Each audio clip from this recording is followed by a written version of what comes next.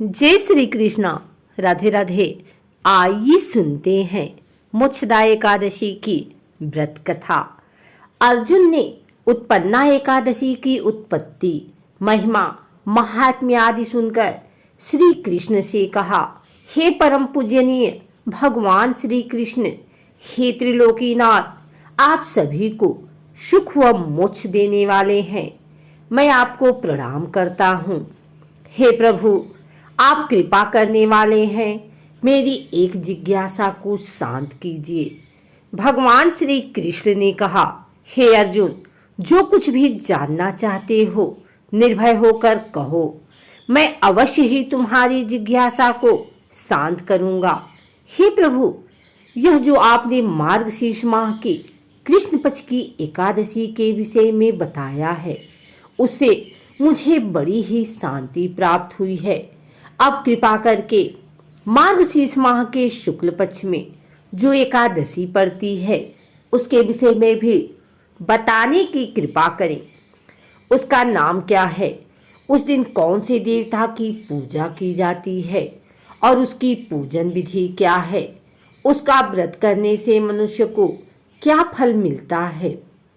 प्रभु, मेरे इन प्रश्नों का विस्तार सहित उत्तर देकर मेरी जिज्ञासा को दूर कीजिए। आपकी बड़ी कृपा होगी।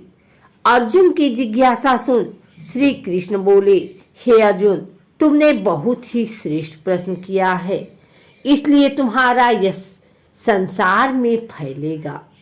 मार्गशीर्ष माह के शुक्ल पक्ष की एकादशी अनेक पापों को नष्ट करने वाली है। संसार में इसे मोक्षदा एकादशी के नाम से जाना जाता है। इस एकादशी के दिन श्री दामोदर भगवान का धूप, दीप, नैवेद्य आदि से भक्तिपूर्वक पूजन करना चाहिए। हे कुंती पुत्र, इस एकादशी व्रत के पुण्य के प्रभाव से नरक में गए हुए माता पिता पितरादि को स्वर्ग की प्राप्ति होती है। इसकी कथा एक पुराण में इस प्रकार है, इसे ध्यान पूर्वक सुनो। बैखानस नाम का एक राजा प्राचीन नगर में राज करता था। उसके राज्य में चारों वेदों के ज्ञाता ब्राह्मण रहते थे। राजा अपनी प्रजा का पुत्रवत पालन किया करता था।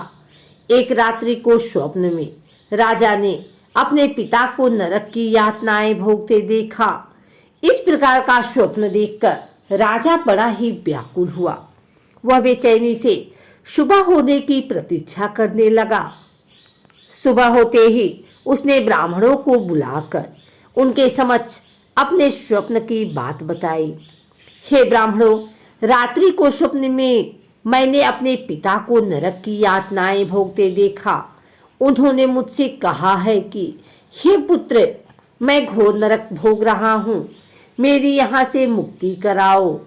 जब से मैंने उनके वचन सुने हैं, तब से मुझे चैन नहीं है। मुझे अब राज्य सुख, ऐश्वर्य, हाथी घोड़े, धन, स्त्री, पुत्र आदि कुछ भी सुखदायक प्रतीत नहीं हो रहे हैं। अब मैं क्या करूं, कहाँ जाऊं? इस दुख के कारण मेरा शरीर तप रहा है। आप लोग मुझे किसी प्रकार का तप, दान, व्रत आदि बताएं, जिससे मेरे पिता को मुक्ति प्राप्त हो। यदि मैंने अपने पिता को नरक की यातनाएं से मुक्त कराने का प्रयास नहीं किया, तो मेरा जीवन निरर्थक हो। जिसके पिता नरक की यातनाएं भोग रहे हो, उस व्यक्ति को इस धरती पर सुख भोगने का कोई अधिकार नहीं है। हे ब्राह्मण देवों, मुझे शीघ्र ही इसका कोई उपाय बताने की कृपा करें। राजा के आंतरिक दुख की पीड़ा को सुनकर ब्राह्मणों ने आपस में विचार विमर्श किया। फिर एक मत होकर बोले, राजन, वर्तमान, भूत और भविष्य के ज्ञाता पर्वत नाम के एक मुनि हैं। वे यहाँ से अधिक दूर नहीं हैं। आप अपनी यह व्यथा उनसे जाकर कहिए, वे अवश्य ही इसका कोई सरल उपाय आपको बता देंगे। ब्राह्मणों की बात मान राजा मुनि के आश्रम में गए। आश्रम में अनेक शांति चित्त योगी और मुनि तपस्या कर रहे थे। चारों वेदों के ज्ञाता पर्वत मुनि दूसरे ब्रह्मा के समान बैठे जान पड़ रहे थे। राजा ने उन्हें दंडवत प्रणाम किया तथा अपना परिचय दिया। पर्वत मुनि ने राजा से कुशल क्षेम पूछी। तब राजा ने बताया, हे मुनिवर, आपकी कृपा से मेरे राज्य में सब कुशल है, किंतु मेरे समझ अकस्मात ही एक ऐसी समस्या खड़ी हुई है जिससे मेरा हृदय बड़ा ही अशांत हो रहा है। फिर राजा ने मुनि को व्यथित हृदय से रात में देखे गए स्वप्न के बारे में बताया और फिर दुखी स्वर में बोले, हे महर्षि, अब आप कृपा कर मेरा मार्गदर्शन करें कि ऐसे में मुझे क्या करना चाहिए, कैसे मैं अपने पिता को नरक की यातना से मुक्ति दिलाऊं। राजा की बात पर्वत मुनि ने गंभीरता पूर्वक सुनी। फिर नेत्र बंद कर भूत और भविष्य पर विचार करने लगे।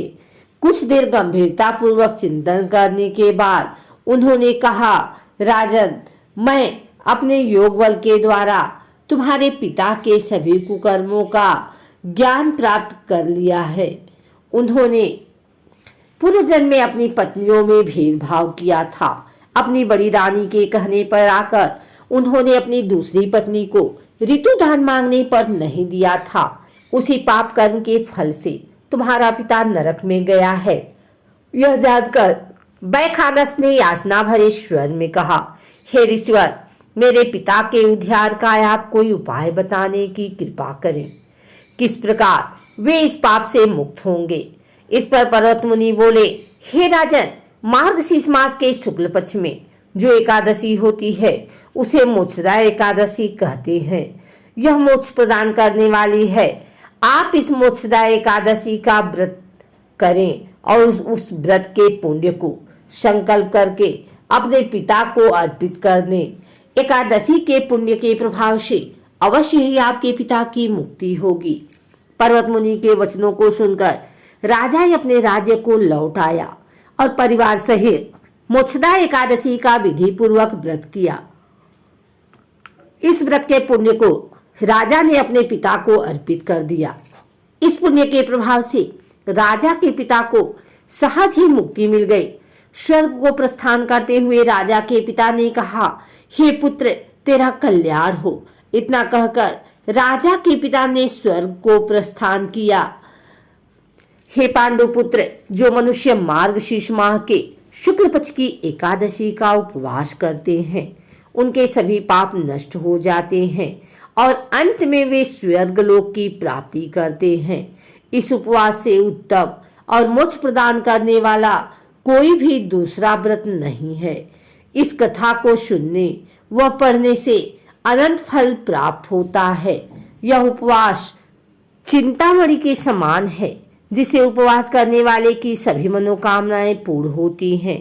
हे अर्जुन, प्रत्येक मनुष्य की प्रबल इच्छा होती है कि वह मोक्ष प्राप्त करे। मोक्ष की इच्छा करने वालों के लिए मोक्षदा एकादशी का यह उपवास अति महत्वपूर्ण है। पिता के प्रति पुत्र के दायित्व का इस कथा से श्रेष्ठ दृष्टांत दूसरा कोई नहीं है। अतः भगवान श्री विष्णु के निमित्त यह उपवास पूर्ण निष्ठा व श्रद्धा से करना चाहिए।